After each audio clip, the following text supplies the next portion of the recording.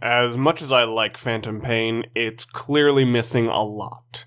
With how much I've put into the game, I thought of a few things that would have made it more well-rounded.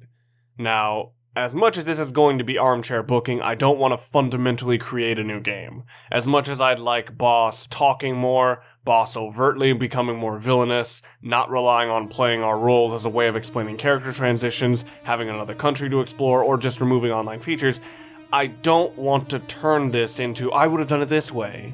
This is more of a list of things that would have made the game feel more whole, in my view, without removing the core ideals. So instead of starting at number 9, I'm immediately going to number 1 and 2 since they're obvious as hell. Number 2 is to make the battle gear available for use, and number 1 is to finish the Eli story arc and restore the missing mission.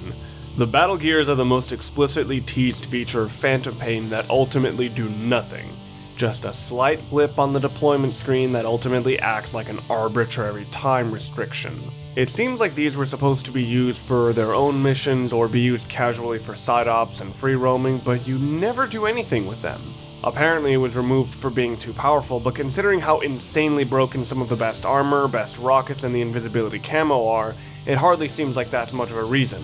Eli and Mantis may not have captured my imagination like other characters, but their storyline still lacks closure, and the bits I've gathered of the missing 51st mission all sound really cool.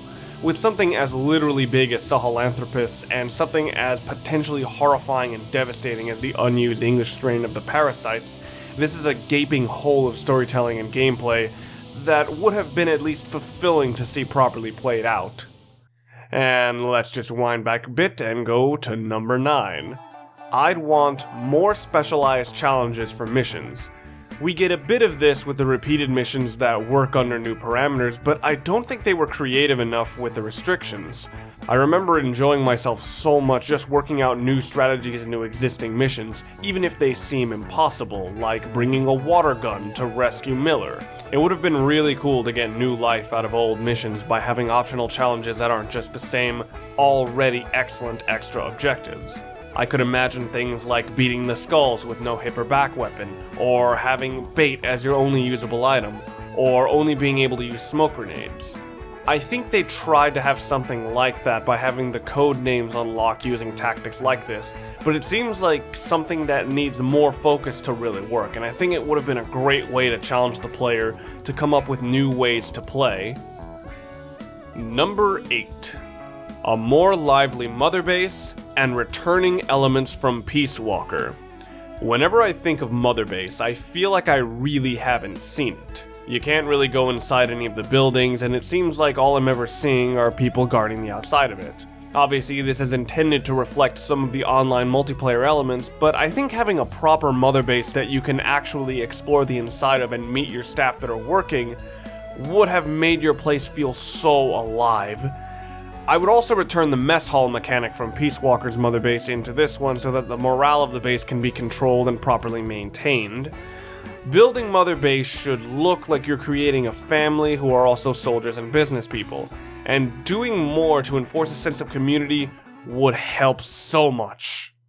Number 7. Animal hunting guides as collectibles. There are 2 big side quest flaws in this game, one which we'll get to, and the other being the animal capturing.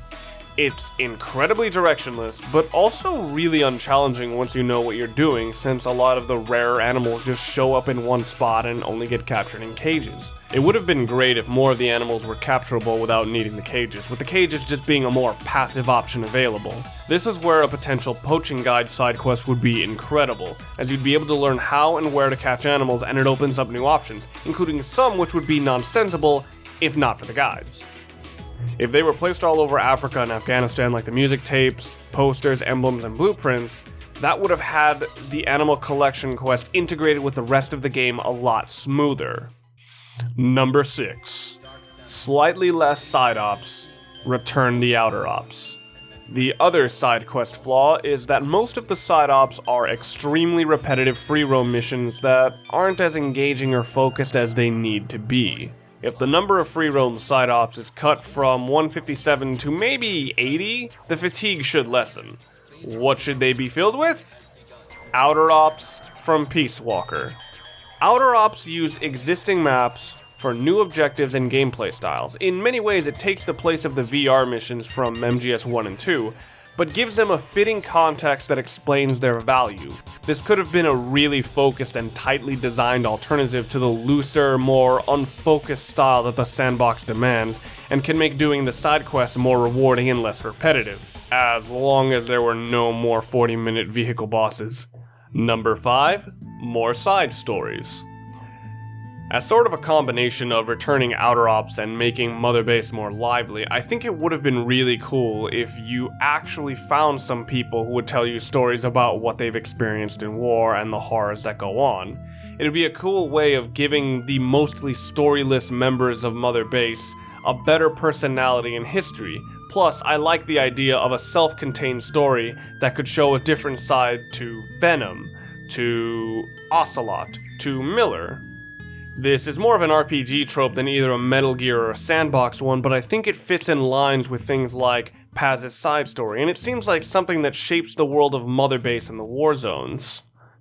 Number 4, Wormholes as a late-game teleportation method and skippable helicopter time.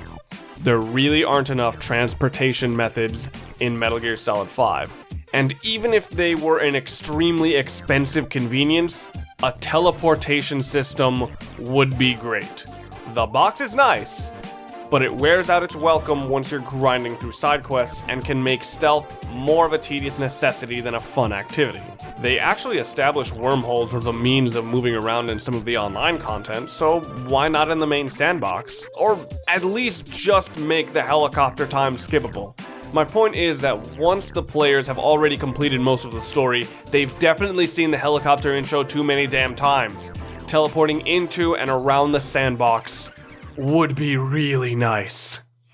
And finally, number 3, buddy exclusive missions and side stories. The primary sidekicks aren't given much direct story through narrative events, and any attachment the game expects you to get from them has to organically happen through gameplay. This is inherently not a consistent or reliable method of characterizing, and how much you grow to like the characters will depend entirely on how you play and whether or not you replay missions in enough different ways to see everything they can do.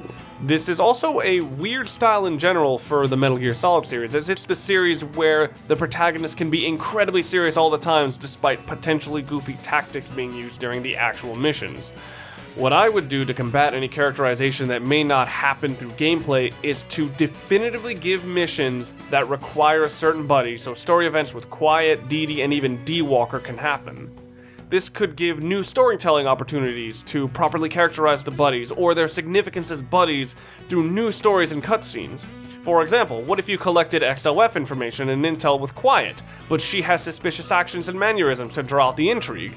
There's potential for gameplay, character, and story with this direction.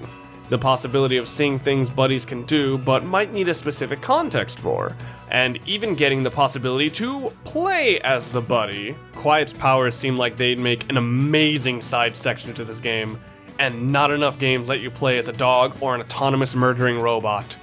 Of all the content that could make Phantom Pain feel more alive and cohesive, more than a glorified cameo, expanding the buddies with exclusive missions and side stories would have made Phantom Pain an even better game.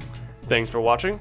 This is a sort of companion piece to a video I made last week about why I love Phantom Pain, but I can see why other people may not necessarily like it, and how you may also need to take this mindset in with other games you also love that other people may not necessarily like. I also have a series I plan on continuing called Great Game Gals, and you can catch up with that series here.